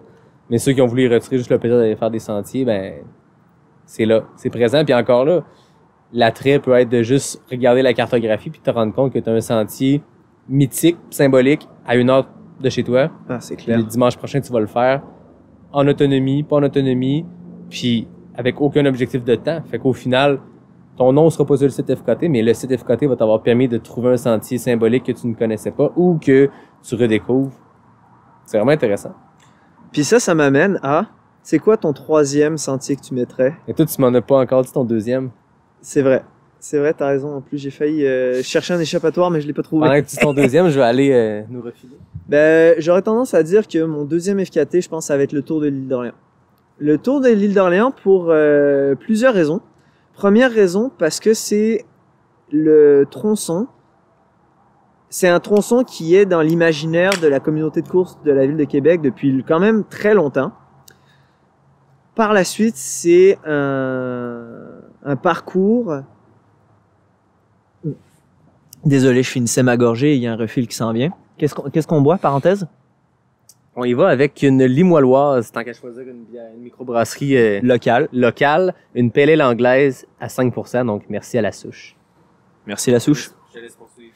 Ouais, donc c'est ça. Par la suite, le fait qu'il y ait une proximité avec la ville de Québec et que ça fasse un petit moment que ce soit dans l'imaginaire, veut pas, c'est compétitif. Puis personnellement, j'y trouve un certain attrait là-dedans, de dire ok, c'est quelque chose. Tu sais, en fait, c'est du côté des hommes, c'est Jean-François Cochon en 4 heures et des bananes, c'est 4,15 de moyenne sur 67 bornes. C'est excuse-moi l'expression, mais c'est plus de la marche là. c'est extrêmement rapide parce que je l'avais raconté ici, tu sais, Guillaume Barry, Charles Castonguay avaient établi un temps ensemble parce qu'il y a cet attrait-là aussi qui est le fun, on n'a pas parlé, ou on a peu parlé, mais tu peux établir des FKT en équipe, mixed gender ou homme-homme, fille-fille, peu importe, mais tu as aussi les catégories mixed gender, ou un homme quoi avec une femme, bref, il y a plein de trucs, mais tu peux établir ton truc en duo. Dans le cas de Guillaume et Charles, ils ont établi un FKT, ils ont battu celui de Jasmin. Et là, Jeff est arrivé puis il a retranché beaucoup de temps un record de 2 gars très rapides, on s'entend, là. Ouais. Il est pas allé chercher un record à Yannick Vézina sur le parc linéaire de la Rivière-Saint-Charles. Ah, donne-toi un peu plus de crédit que ça, s'il te plaît. Je suis très fier de mon temps pour l'avoir mis là-dessus. Bon, le roulant et le rapide, c'est pas ma spécialité. Mais bref, il est allé chercher, il est allé retrancher beaucoup de temps à 2 gars extrêmement rapides. Donc, la prochaine personne qui va tenter d'aller chercher le record de Jeff sur l'île d'Orléans devra attacher sa tuque avec de la broche. Puis bien calculer ses vents. Oui, c'est ça, hein? C'est surtout, il y a beaucoup de ça. Calcul de paramètres, contrôle des paramètres. Contrôle des paramètres, tu sais, c'est comme, jusqu'à un certain point, c'est génial parce que dans une aventure, t'essayes, ok, toutes les variables que tu es en mesure de contrôler, tu viens les contrôler, puis ça réduit les choses que tu vas pas pouvoir anticiper. Les aléas d'une aventure, bah ils arrivent puis tu t'adaptes. Par contre, s'il y a des trucs à la base que tu es capable d'avoir en tête puis tu dis bon, ça comment je le fais, bah t'essaies de trouver une solution d'avance au lieu de te dire on verra rendu là. Ouais. Parce que tu sais pertinemment qu'il y a des trucs qui vont foirer no matter what. Exact. Fait que pour revenir à l'île d'Orléans, ouais, ça, un autre truc qui est sympa avec l'île, c'est juste, c'est parfait d'un point de vue logique. C'est le tour d'une île connue, populaire, très jolie, avec, comment je dirais, un cachet vraiment sympathique, d'une façon parfaite de cette route-là. Et mon dernier point par rapport au tour de l'île d'Orléans, bah, c'est que c'est vraiment le segment, tant qu'à moi, qui a lancé le bal un peu des ultras sur route, ou tout du moins des segments d'ultras sur route au Québec, qui demeure encore une discipline assez méconnue. Mm-hmm. En fait, j'allais t'amener exactement là, même avant que tu mentionnes le tour de l'île, j'allais te poser la question. La route là-dedans, parce que depuis tantôt on parle de sentiers en forêt, roulant ou pas, ça se qualifie pour un FKT, des ascensions de montagne, il y a des FKT de vélo et escalade. Mais la route, on a vu le tour de l'île d'Orléans qui est sur le site depuis 2019, je crois, 2020. Ouais. Il y a le tour de l'île de Montréal, le tour de l'île de Laval. Tous des sentiers, ben en fait, tous des tronçons qui sont sur route. Donc, la route se qualifie pour un FKT. Bien sûr. Bien sûr. À partir du moment, tu sais, le principe est le même. Faut que c'est, mais je pense que sur route, l'importance d'avoir une logique en arrière est d'autant plus importante parce que ben, tu utilises. C'est difficile à qualifier. Je cherche les termes appropriés, mais en fait, c'est que j'ai l'impression que sur route, il y a beaucoup plus de possibilités en milieu urbain, donc n'importe quel tronçon pourrait devenir un FKT. Je pourrais dire, moi, je pars de Mont-Saint-Anne, je me rends à Bois-Châtel. Exact. Puis c'est un segment, ben non, à moins que tu nous trouves une valeur historique à ça, une signification. Ouais. Le tour de l'île d'Orléans, ben je veux dire, c'est mythique, je veux dire, c'est connu depuis toujours. Les gens de la région de Québec, moi, mes grands-parents, chaque année, une fois par année, vont faire le tour de l'île d'Orléans en voiture. Ça fait partie de leur tradition depuis 30 ans. C'est mythique dans la province de Québec, la région de Québec particulièrement. Le tour des vignobles à vélo. Oui, Félix Leclerc chantait 40 000 de routes tranquilles. Je pense que je suis en train de passer la hache dans la vraie phrase qu'il dit, mais Félix Leclerc, qui était natif de l'île d'Orléans, qui vivait à l'île d'Orléans, avait une magnifique façon de dire que c'était 40 000 de... Je pourrais pas t'aider malheureusement là-dessus. C'est le route qui est pas le bon. Les gens écrivez-moi pour me dire ce que je manque ma culture québécoise est pas assez à point, visiblement. 40 000 de route tranquille, mais c'est pas le mot route. Bref. Donc c'était au numéro 2. Là, faut que je trouve un numéro 3. Ouais, exact. Mais on est quand même bien... on est rendu à un point dans notre soirée où on fait référence à Félix Leclerc, j'apprécie. Voilà, c'est une première après 60 et plus épisodes qu'on parle de Félix Leclerc. T'es rendu à combien d'épisodes, by the way? Ben en fait, aujourd'hui, tu vas être le 61e. Crème. Donc, ça va bien. Ça se passe très bien. Génial, félicitations, c'est très cool. Merci beaucoup. Puis je vais en profiter pour te faire un petit... quand même des félicitations parce que c'est... je trouve ça vraiment sympa les divers médiums pour démocratiser puis un peu populariser la course en sentier au Québec, puis qu'ils le font de façon à inviter une diversité de personnes, pas toujours les mêmes gens. Je trouve ça vraiment cool parce que ça permet d'en apprendre plus. Puis ouais, non, good job là-dessus. Ben merci. C'était l'objectif en partant le projet, c'était de se dire oui, on va inviter les gens que les gens veulent entendre, les athlètes qu'on connaît un peu plus, puis c'est parfait. Mais il faut amener de la diversité là-dedans. Puis c'est à tous les niveaux la diversité, mais dans les profils aussi, tu ne pas que parler à des athlètes élites ou ne pas que parler aux gens qui ont un following sur les médias sociaux, on s'en fout complètement. Le but est de parler aux gens qui font partie de la communauté. Puis, tu sais, à un moment donné, il y a pas si longtemps, on m'a demandé, tu penses que tu as fait ça combien de temps? Tu sais, à un moment donné, c'est une petite communauté, tu vas finir par manquer de monde. Je suis comme, non, c'est impossible. Chaque personne a son histoire, a son expertise, exact. a sa chose à amener. Ma question pour toi à ce moment-là, c'est est-ce que tu sens qu'au fil de toutes ces entrevues que tu fais avec tes divers auditeurs, tu viens chercher une certaine forme de potentiellement de créativité, mais d'entrevue en entrevue, tu évolues dans ta façon peut-être de poser les questions ou de développer cette façon-là de faire avancer les entrevues ou de les amener? Ben, je pense définitivement. Puis c'est ce qui fait que c'est jamais redondant d'une entrevue à l'autre parce que chaque personne a sa couleur, chaque personne a son approche, chaque personne a son niveau de gêne. Tu sais, des fois, les gens, après ma barre, on voit qu'ils sont très gênés, mais dès que la conversation part, puis on tombe sur des sujets qui les passionnent, boum, le filtre part, puis les gens deviennent verbomoteurs. D'autres, c'est plus difficile, puis je dis pas ça d'une manière négative. Tu sais, moi-même, dans la vie, je suis quelqu'un de gêné, puis j'ai appris à vivre en société, puis de devoir passer par-dessus ça. Mais chaque personne a sa couleur, a son approche, puis j'aime le fait, plus ça va, plus je me surprends, parce qu'à chaque fois, tu prépares une entrevue. Je le dis souvent, je prépare très peu mes entrevues parce que j'aime mieux m'imprégner de ce que les gens ont fait. Je vais écouter s'ils ont fait d'autres podcasts, je vais lire s'ils ont écrit des billets de blog, je vais aller voir qu'est-ce qu'ils font.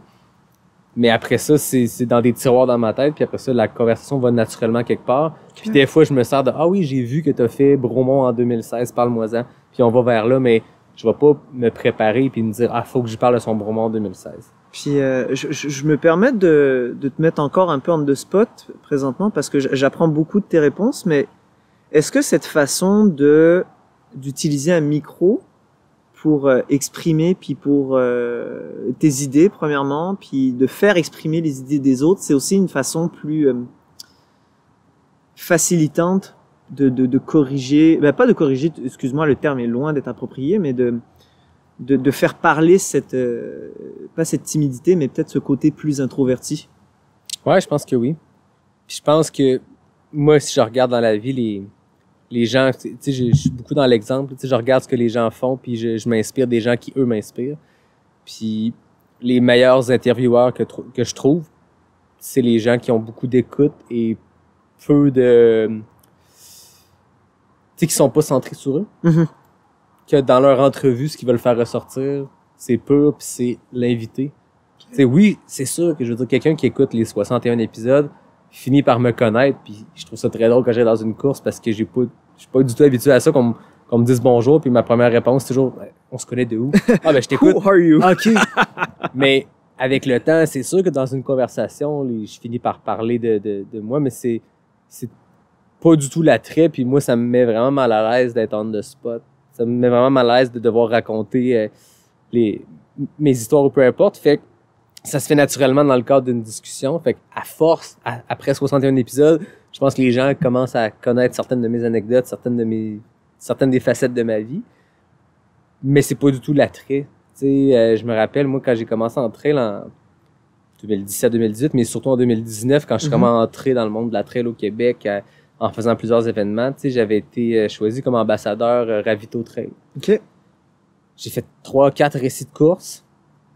Puis à un moment donné, j'étais comme j'avais plus rien à dire parce que ça se répète. Ben ça se répète, puis à moins qu'il se passe quelque chose d'abracadabrant, il y a des courses où t'as rien à raconter. Puis rapidement, je me suis mis à faire des articles de blog, mais sur mes livres préférés, puis mes documentaires préférés. Puis à un moment donné, ça s'est un peu estompé, puis le podcast arrive au même moment, puis j'ai l'impression que là, c'est un puits sans fond, alors que j'ai eu beaucoup de fun à faire des récits de course. Dans la vie, mon background est artistique. je suis rédacteur à la base, rédacteur publicitaire avant de devenir ce que je suis aujourd'hui, mais l'écriture a toujours été une partie de moi. Mhm. Puis j'étais arrivé vraiment vite au bout des choses d'un point de vue de course, alors que le podcast, ben c'est infini. Tu sais. Réécris-tu parfois des éléments de podcast que tu fais ou des choses que les gens disent ou des idées pour les creuser un petit peu plus, peut-être dans un podcast suivant? Non, mais je réécoute toutes mes entrevues. Pas par plaisir de me réécouter, parce que c'est toujours bizarre de s'entendre. Ouais, c'est très spécial. Mais chaque épisode que j'enregistre, avant de le mettre en ondes, je le réécoute pour plein de raisons qui sont beaucoup plus techniques qu'autre chose. Mais moi, je veux que la qualité de son soit la meilleure possible. Dans le cas où, quand dans un face-à-face comme en ce moment, c'est hyper facile. Tu sais. J'ai 2 micros, j'ai un ordi qui enregistre, mais avec Zoom et tout, ça a amené son lot de défis techniques. Fait que je veux m'assurer d'enlever des éléments d'arrière-plan, des sons ambiants, peu importe. Mais je réécoute tout. Puis c'est là que ce qui fait que je peux faire des liens avec les épisodes suivants. Tu sais, je vais me rappeler des brides d'entrevue, mais en le réécoutant, ça prend plus de temps, nécessairement. Donc, ça rentre plus profondément dans ma tête. Fait qu'après ça, c'est facile de faire des liens, puis de jaser avec un prochain invité, puis de dire « Ah oui, un tel m'a dit ça à l'épisode X. » Ben, j'ai pas vécu cette conversation-là seulement dans le moment. Tu sais. Je l'ai vécu dans le moment, puis je l'ai réécouté. Puis tu te réimprègnes finalement aussi par la suite. C'est Tu sais, c'est pas l'objectif, mais ça le fait nécessairement. Là. OK. Puis je prends des notes. Des fois, c'est plus pour moi, mes propres stratégies de course, mes propres préparations. Tu réécoutes, tu fais « Hey, ce qu'il dit, c'est vraiment vrai. » Je me le prends en note. T'sais. Il est pas si fou finalement dans toutes ces histoires. Il est pas si fou celui-là finalement dans toutes ces histoires abracadabrantes. Exact. Il y a toujours quelque chose, il y a toujours des choses à apprendre de chaque personne. C'est pas pire finalement, parce qu'en fait, t'as épuisé tes histoires abracadabrantes pour aller puiser dans celles de tout le monde. Exact. Moi, au bout d'une saison de course, j'avais plus rien à dire sur mes courses. Par contre, avec le balado, ben, c'est ce qui est le fun. Puis on peut aller plus loin on peut partir sur des sujets, tu sais. C'est un peu champ gauche, l'épisode que j'ai fait avec Samuel Ouellette des HEC Montréal. C'est complètement différent de ce que j'ai fait, mais c'est venu combler un besoin peut-être différent des gens de comprendre un peu plus vers où notre sport s'en allait à travers la loupe d'un expert, tu sais, quelqu'un qui sa job dans la vie d'analyser les statistiques, de voir des chiffres dans des colonnes puis de voir l'évolution d'un sport à travers des chiffres. Nous, on le sent, c'est palpable, tu sais, dans un événement de course, tu vois que ça grandit en popularité, tu sais. Mais après ça, t'as quelqu'un qui arrive avec des chiffres pour le supporter. Bref, on est rendu loin. C'est beaucoup de temps pour que je puisse penser à mon 3e segment. Je te donnais une marge de manœuvre, c'est pour ça. Ben moi, en fait, je sais pas ce serait quoi le sentier précis. Et moi, mes parents sont dans les Monts-Valin. Ouais. Au Parc national des Monts-Valin. Donc, eux, on a un chalet juste un petit peu à côté du Parc national. Puis à chaque année, ben on va faire tant qu'à aller au chalet, on va aller au Parc national des Monts-Valin parce que c'est un petit joyau, cette place-là. T'sais, j'ai l'impression que c'est peu connu comme parc national. C'est connu par les gens du coin, mais parle à Québec, à Montréal, dans les grands centres, parle des Monts-Valin. C'est connu pour le ski et la motoneige, en gros. Exact, parce que c'est le paradis de la motoneige, parce qu'il y a de la neige là-bas. C'est fou. Sans bon sens, tu sais. Mais dans les Monts-Valin, il y a le parc national des Monts-Valin géré par la CEPAC, puis c'est très... C'est brutal là-bas, les montagnes. Là. C'est des pics à quasiment 1000 mètres, ce qu'on n'est pas habitué au Québec. Il y a des pics, pic du Buc et tout, c'est 980 mètres, pic de la tête de chien et tout. Puis il y a vraiment un tronçon le fun à faire là. Donc, j'invite quelqu'un du coin parce que, en fait, j'ai pensé le faire puis je me suis dit, moi, je vais là une fois par année m'entraîner ou faire une randonnée avec mes parents et ma blonde. C'est pas mon terrain de jeu. C'est pas à moi d'ajouter le sentier qui est mythique parce que je suis allé quelques fois, c'est tout. Mais j'invite quelqu'un de la région, quelqu'un du Saguenay, qui s'entraîne là régulièrement. Ouais. Kim Godet, je sais que t'écoutes, puis je sais que tu t'entraînes là. Il y a quelque chose à faire comme parcours, comme segment, pour toucher à tous les pics. Faut qu'on fasse attention, on commence à mettre beaucoup de gens en de spot. Ouais, hein, c'est un épisode où on met les gens de spot. Ouais, c'est ça, on va se faire lancer des roches. Mais non, Kim va être contente de la mention parce que je l'invite à aller mettre un segment là, mais Kim, by the way, qui a remporté le QMT 110, donc on la félicite. Félicitations. Donc, ouais, c'est ça, j'ai vraiment eu une retenue. J'y ai pensé pendant une bride de secondes, je me suis dit, hey, je m'en vais le faire, y a-tu un segment que je pourrais ajouter? Puis j'ai fait, non, c'est pas ma place. T'sais. C'est pas mon terrain de jeu. Je me sentirais un peu pas à ma place de choisir un sentier pour un gars qui est allé là 3 fois dans sa vie plutôt que quelqu'un qui s'entraîne là quotidiennement. Moi, le Parc national de la Jacques-Cartier, je connais les tronçons par cœur, tu sais. Est-ce que tu vas être au Trail du Grand-Duc? Non, pas cette année. Voyons, ça fait une belle récupération de BU, ça. Un petit recovery jog de 30 kilos 4 semaines plus tard. Ouais, pourquoi 3 pas? semaines. Ça me je sais semble pas dans une quel excellente idée. on dirait que je suis pas sûr. Fait que moi, quelque chose dans le parc national des Monts-Valin serait mon troisième, puis j'invite quelqu'un du coin à le faire. Toi, on t'emmène sur ton troisième, après ça, on continuera sur d'autres sujets, mais ton troisième FKT? Ben en fait, un peu comme toi, c'est pas un FKT, puis ce sera pas à moi d'ajouter la route, mais ce serait les Monts Groux. Les monts? Les Monts Groux. OK. La traversée des Monts Groux, en fait. Ce sont des montagnes à 2 ou 3 heures au nord de Bécomo, les monts Wapishka. Ce sont des pics au-dessus de 1000 mètres. Wow. Puis il y a une traversée d'environ 45-50 kilos dans les Monts Groux. Mais ce qu'il faut dire, c'est que tu n'as pas de sentier pour faire la traversée. Ce sont des zones marécageuses en bas. Ce sont des sommets boréals en haut. Et il y a de la mouche en maudit. Il y a de la mouche en maudit. Genre, assez de mouches pour te dire qu'il y a des mois dans l'année où les gens ne la font juste pas, même avec des nets. Ah ouais? C'est complètement fou. Par contre, les points de vue en haut ont l'air absolument magnifiques.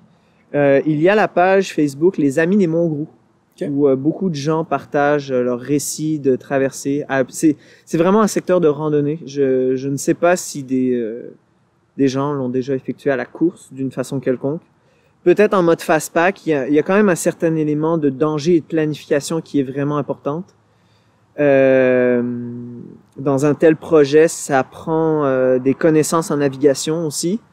Mais ultimement, pour quelqu'un, puis là je le mets avec un gros bémol parce que je vais ouvrir une autre parenthèse. La démocratisation du sport et des montagnes a aussi amené son lot de non-préparation et d'accidents. Mm-hmm. Donc, j'invite potentiellement les gens à aller faire ce genre d'aventure-là, mais de s'assurer d'être adéquatement préparé. C'est mon gros bémol. Quitte à prendre un guide, parce que vous êtes mieux de payer 200 ou 300 $ pour prendre un guide, puis le faire sur le sens du monde, puis dans un contexte où vous avez un certain, comment je dirais, un filet de sécurité, mais d'avoir une expérience agréable versus devoir être sorti en hélico pour au-dessus de 5000 $. Voilà. Puis occasionner aussi une mauvaise réputation et tout ce qui incombe de ça. Voilà, je ferme ma parenthèse. Mais c'est un bon point, puis tu sais, je peux référer aussi les gens à Philippe Deshôtels, que j'ai reçu à l'épisode 9, qui est un gars qui a été le premier qui m'a approché en me disant « Hey, il n'y a pas assez de personnes qui parlent de FKT au Québec, moi j'en ai fait, j'en ai établi et tout. » Puis le gars, il a vraiment une approche très autonomie, donc préparation logistique, donc équipement. Il est très, très intéressant. Je pense qu'il a fait des questions-réponses sur Facebook Live. C'est un gars qui hésite pas à partager son expertise. Puis il parlait beaucoup de ça. T'sais. C'est pas parce que vous avez un filtre Salomon pour une flasque que vous pouvez prendre de l'eau de n'importe où. T'sais. Si c'est un ruisseau qui passe dans une fosse septique, puis qu'ensuite passe près du sentier, ta flasque, elle fera pas grand-chose. T'sais. Nope. Mais puis ce qui est fou en plus, c'est que d'aller chercher un niveau de préparation est pas si compliqué que ça. Tu sais, il suffit de se renseigner, il suffit à la limite de faire 1 ou 2 formations nécessaires et, comment dirais-je, utiles à ce genre de projet-là, mais qui fait en sorte que, on augmente son bagage de compétences en montagne, ce qui, ultimement, est vraiment épanouissant, puis il nous permet donc par la suite de continuer de creuser nos aventures, mais aussi ça amène une notion de sécurité qui peut faire toute la différence. Mais pour revenir au Mont Groux, puis ça va être un peu mon mot de la fin là-dessus, c'est que ça a l'air d'être une région magnifique à découvrir avec la préparation adéquate.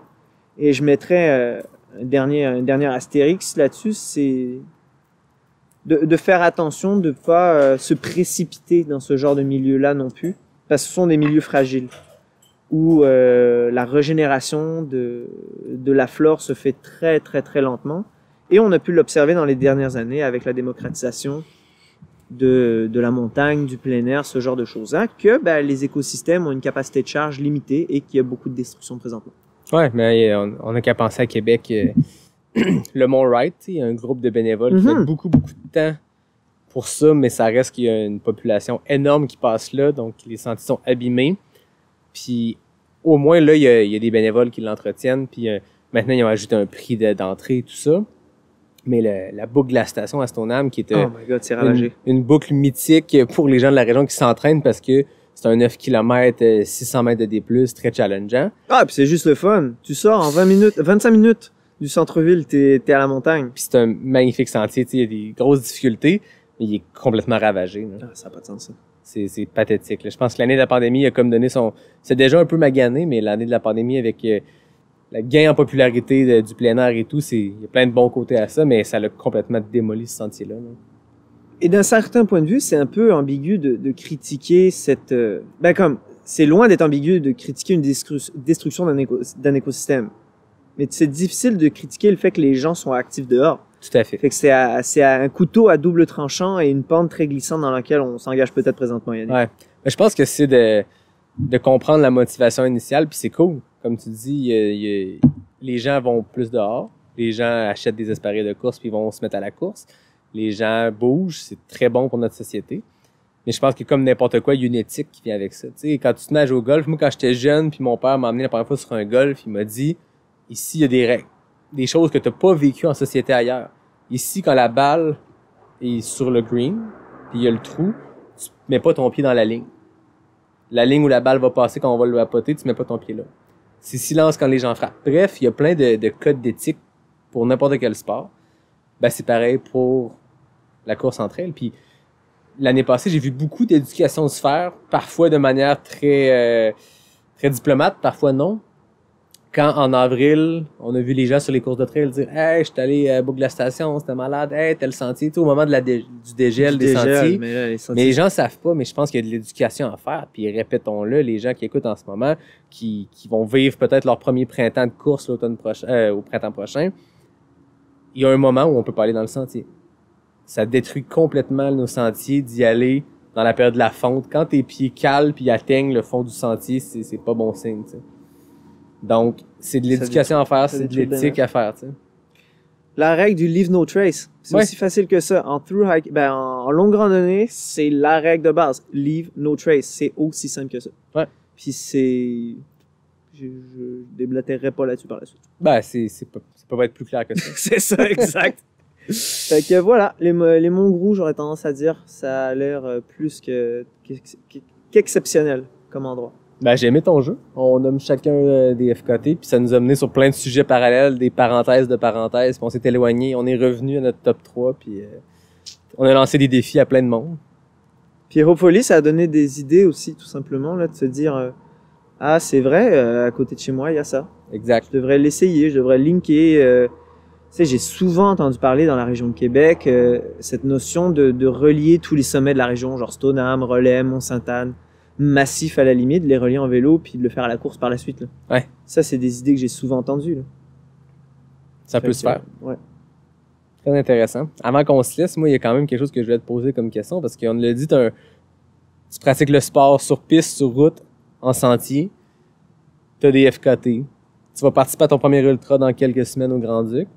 C'est quoi tes projets dont tu peux parler à court terme, moyen terme, pour les années à venir? Je vais être très transparent. Le plan initial était de faire le marathon de Valence en Espagne le 5 décembre prochain. OK. J'avais réussi à avoir une inscription. Toutefois, je doute que ça se réalise. Pour plusieurs raisons. La première raison étant, je sens que mon niveau de forme n'est pas adéquat présentement, ou tout du moins, il n'est pas là où j'aimerais qu'il soit avant d'entamer le gros d'une préparation marathon sur route pour faire les objectifs que je me fixe. Mm-hmm. L'autre raison, c'est le contexte sanitaire qui est difficile. Donc, je ne pense pas que ce soit forcément un choix d'approprié d'aller en Espagne au mois de décembre. Ceci étant, il y a plusieurs options qui sont sur la table, peut-être en backup si Valence ne se passe pas. Il y aurait de retourner au marathon de Houston. OK. Je l'ai fait en 2020. Donc ça pourrait être intéressant de retourner là. Je jongle aussi avec l'idée de potentiellement aller faire un trail compétitif aux États-Unis cet hiver. Donc il y a beaucoup d'incertitudes, beaucoup d'incertitudes en ce moment. je me sens un peu à la croisée des chemins. Et après en avoir parlé avec mon entraîneur, son mot d'ordre, c'était de ne pas précipiter les choses, d'être patient. Et que de toute façon, selon nous, je suis à un stade où je suis bien placé pour le futur, peu importe la direction que je décide de prendre. On parlait d'équilibre. J'ai encore des choses que je tiens à réaliser sur route, notamment sur marathon. Par contre, pour ce qui est de la piste, je commence à être en paix avec le fait que c'est correct si j'y retourne moins. Mm-hmm. Ou tout du moins d'un point de vue moins compétitif. C'est toujours cette notion de ma tête me dit d'être prudent, conservateur et d'être progressif dans ma pratique et de continuer de travailler des acquis vraiment en vitesse pure, si on veut. Mon cœur me dit vraiment de retourner dans les sentiers et c'est pour ça que de ce temps-ci, j'y vais de plus en plus. Je commence à toucher à 2-3 trucs. J'acquiers de l'expérience tranquillement, pas vite, mais mon but n'est pas d'être une étoile filante non plus. Mm-hmm. Et ça, on en a beaucoup observé des gens, malheureusement, dans les dernières années au Québec, qui arrivaient très vite, qui étaient flamboyantes, mais qui disparaissaient aussi avec beaucoup de problèmes. Mon but, c'est de me développer, de progresser et de m'épanouir vraiment dans un objectif à moyen et long terme et d'être en mesure de pratiquer ce sport-là quand j'aurai 50, 60 ans, puis pas d'être brisé en 12. Ben, c'est l'attrait du trail quand on voit que des gens le font. C'est que c'est possible, mais en étant prudent. En ne brûlant pas les étapes. En étant intelligent, plus Ouais. que prudent. Un mix des deux? Comment je pourrais dire ça? Je trouve que le sport, en même temps, a besoin d'être un petit peu entertainant. Ben oui. Les gens qui prennent des risques, puis qui s'assument de prendre des risques, puis qui échouent, mais qui prennent des risques, puis qui essayent de scorer fort, c'est entertainant, puis ça fait en sorte que le sport est attrayant. Ouais. On Puis il y a salue le fun Jim à Mosley suivre. d'ailleurs. Ben, entre autres, mais tu peux le mettre... Ah non, c'est... même à une échelle locale, il y a plusieurs coureurs au Québec, tu sais, qui vont en ligne. Puis c'est le fun à voir. Puis souvent, ils échouent, mais ils recommencent, Mais- puis une fois de temps en temps, ils scorent gros. Mais quand ça Puis marche, c'est le exact, fun. ça score gros. Puis c'est le fun, puis ça fait des gens attachants aussi, je Ben oui. trouve. Ça fait des gens qui ont pas peur de risquer beaucoup pour atteindre des gros objectifs, ce Ouais. qui est tellement louable. Parce que tu te donnes, je trouve, les moyens d'essayer. Mm. Mais je pense que cette prise de risque-là, il y a une façon de la faire aussi intelligemment. Et de la faire sur une échéance à court, moyen et long terme. Ouais. Ben, c'est qu'il y a une approche de la compétition qui est le jour J, j'y vais all-in, puis si ça marche, ça marche, si ça marche pas, ça marche pas. Mais je pense que ça va au-delà de ça. Tu sais, c'est deux débats un peu différents parce que il y a des gens qui ont eu cette approche de la compétition qui dure longtemps dans le sport. Mhm. Puis t'as des gens qui c'est parce que c'est une approche complète du sport, qui sont all-in dans tout ce qu'ils font. Ouais. Tu sais, je pense que tu peux être all-in le jour de la compétition, mais prendre le temps que tu as besoin pour récupérer intelligemment. Tu sais. Exact, tout à fait d'accord. Puis le fait de prendre le temps de récupérer, c'est d'être all-in dans son sport aussi. Ben oui. Parce que c'est le fait d'être all-in dans ta récupération. Puis quand tu regardes des athlètes de plus haut niveau, ben tu te rends compte que la majeure partie du temps ils récupèrent. Là. Puis ça en fait partie. C'est d'aller chercher un certain degré de perfectionnement et de perfectionnisme dans toutes les sphères qui vont faire en sorte que tu vas chercher une progression. Et ça, ce qui est le fun, c'est que c'est applicable à n'importe quel niveau aussi. Ben oui, tout à fait. Tu sais, n'importe qui peut se dire ah ben il y a une sphère que j'aimerais peut-être travailler un peu plus, planifier un peu plus, puis la faire progresser donc pas un peu plus. Puis ce qui est intéressant de la course à pied, c'est que tu viens voir les progrès très rapidement et c'est très concret. Ouais. C'est pas quelque chose d'abstrait, c'est un sport qui est, oui, il y a un degré technique, mais un peu moins technique quand même qu'on pourrait penser, je sais pas, j'ai pas d'exemple forcément qui me viennent en tête, on pourrait dire le tennis, j'imagine, ou le golf, de la façon dont on frappe sa balle, j'imagine, où on met les effets ou ce genre de choses-là, tu sais, c'est très, le corps humain est sa limite jusqu'à un certain point. Ben, c'est des sports qu'on entend que les grands champions, quand ils atteignent finalement ce niveau-là, c'est que ça fait des décennies qu'ils le pratiquent. En course, on a vu un peu de tout. Il y a des gens qui ont une progression lente et tout le temps en montée, mais t'as des gens qui sont arrivés après 2 ans de sport qui performaient, puis la course, c'est en nous. On est né pour courir, puis on le fait depuis qu'on est jeune. Donc, il y a des gens qui... Je pense que tu peux performer à un haut niveau, tu peux surprendre sans avoir 20 ans d'expérience. T'sais. Entièrement d'accord avec ça. Mais si tu veux toffer, faut le faire comme du monde. Exact. Bien récupéré. Pas juste ça. Pas juste ça, honnêtement. C'est de pas en faire trop non plus, puis prendre le temps de bien faire les choses. Et on a beaucoup parlé de planification aujourd'hui, mais de planifier ou de planifier certaines étapes de façon logique et structurée, c'est primordial. Et on parle pas d'avoir un plan au day-to-day ou au mois ou même à l'année. Tu sais, c'est juste d'avoir une idée un peu globale de qu'est-ce qu'on veut faire ou qu'est-ce qu'on veut atteindre ou c'est quoi nos buts. Puis j'en ai déjà parlé dans un autre contexte, mais c'est applicable aussi à notre vie personnelle, professionnelle, peu importe la sphère. Tu sais, c'est de se dire, c'est quoi les éléments de ma bucket list que je veux cocher, dans quel ordre je veux les faire, puis c'est quoi la suite logique. Puis ça fait en sorte que ce degré d'épanouissement par la suite et de progression, il est plus naturel. Ouais. Plus naturel. Mais je pense que c'est un sport comme bien d'autres choses dans la vie qui peut débouler vraiment rapidement. Tu sais. Mm-hmm. Tu fais un premier 50K, boum, l'année d'après, tu fais un premier 100K, puis en temps de le dire, tu es rendu dans des longues distances, si c'est l'objectif.